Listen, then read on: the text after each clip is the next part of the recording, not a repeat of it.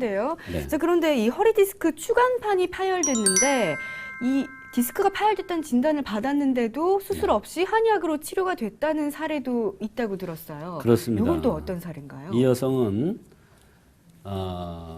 김포에서 온 여성입니다. 네네. 김포에서 온 여성인데 벼랑간에 허리 다리가 아파서 네. 꼼짝을 못하니까 남편이 응급실을 싣고 간 거예요.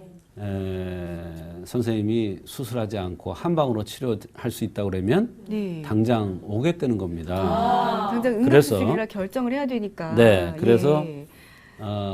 이 여성이 내원했는데 네. 한방 치료를 받고 나서 지금 몇 년이 지난 후에도 멀쩡하게 수술하지 않고 잘 지내고 있습니다. 네네.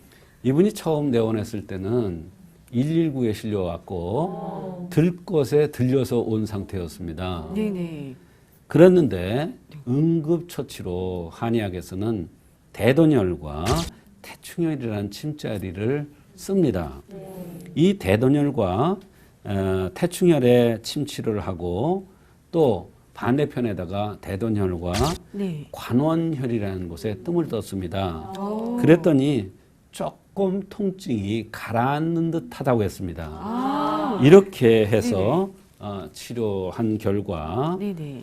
이분은 현재 예. 뭐 불편 없이 지내고 있다는 것인데요. 수술이 없이도 그러면 잘 이 지내고 여성이 네. 어떻게 이런 치료를 하게 됐는지 그 원리를 설명드리겠습니다. 네. 역시 생긴 대로 진단을 하신 거죠? 그렇습니다. 네. 이 여성은 두상이 크고 얼굴이 각이졌으며 코가 길게 내려먹은 그러한 형상이었습니다. 네. 이런 형상은 한의학에서 산증이라는 병에 의해서 허리나 다리에 통증이 많이 나타나는데 네. 이 산증의 특징이 통증이 엄청 심하게 옵니다. 그래서 이 산증의 특징은 방바닥을 설설설설 기는 정도로 굉장히 심하군요. 그래서 심한 경우는 이 손톱이 다 빠질 정도로 그렇게 통증이 심한 게 특징입니다. 네. 근데 이 산증은 특징이 옆구리로 아랫배로 허리까지 다리까지 심한 경우는 가슴 등까지 어깨까지 이렇게 통증이 퍼져나가는 게 특징입니다. 네. 그러면서 소화장애를 동반합니다. 네. 이렇게 어렵고 심하고 급한 병일수록 네. 생긴 대로 병이 온다는 차원에서 그 생긴 모습에 따라서 병의 원인을 찾아서 치료하면 잘 치료될 수가 있는 것입니다. 네. 이 여성도 바로 생긴 모습을 보고 네. 산요통이라 판단되어서 치료한 것입니다. 한의학에서는 네.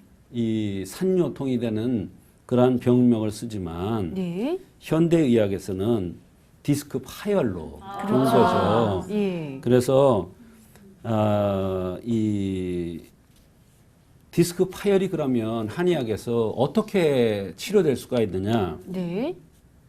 참 궁금하실 겁니다. 네. 인체는 참으로 신비합니다. 흠을 찾아서 흠을 보완해주면 제자리로 돌아가는 회복 능력이 엄청나게 좋은 것이 바로 인체입니다. 역시 흠을 더군다나, 치료해주는 거군요. 네, 더군다나 이 여성은 40대 한참 나이지 않습니까? 네. 힘도 좋고 인체도 그만큼 든든하단 말이에요. 그러니까 흠을 조금만 보완해주면 바로 흠이 보완되면서 인체가 불편했던 것이 없어지는 것입니다. 그래서 이분도 흠을 보완해서 전신의 활력을 찾게 되니까 네. 디스크 파열됐던 게 치료된 것입니다. 네. 우리가 손목이나 발목 같은데 이렇게 혹이 생겼을 경우에 네. 한방 치료를 하면 이 혹이 없어지는 경우도 있거든요. 네. 바로 마찬가지 이치입니다.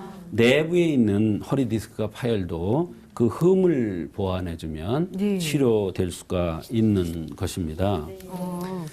이 현대의학과 한의학의 차이점이 조금 존재를 하는 거네요. 그렇습니다. 네. 한의학에서는 산증 요통의 네. 범위에 넣고 네. 현대의학에서는 네. 허리 디스크 추간판 파열로 보는 것입니다. 네네. 그러나 병명은 다르지만 네. 그 원인은 같기 때문에 한의학적인 치료로서 잘 치료됐던 것입니다. 아, 물론 현대의학적으로 네. 수술을 했어도 네. 잘 치료될 수도 있었겠죠. 네네. 그러나 한의학에서는 네. 수술 없이 침치료와 한약으로 치료됐기 때문에 의미가 있는 것입니다. 네, 꼭 무엇이 맞다라는 게 있는 게 아니라 병을 바라보는 관점이 좀 다르다라는 차이인 것 같은데요. 그렇습니다.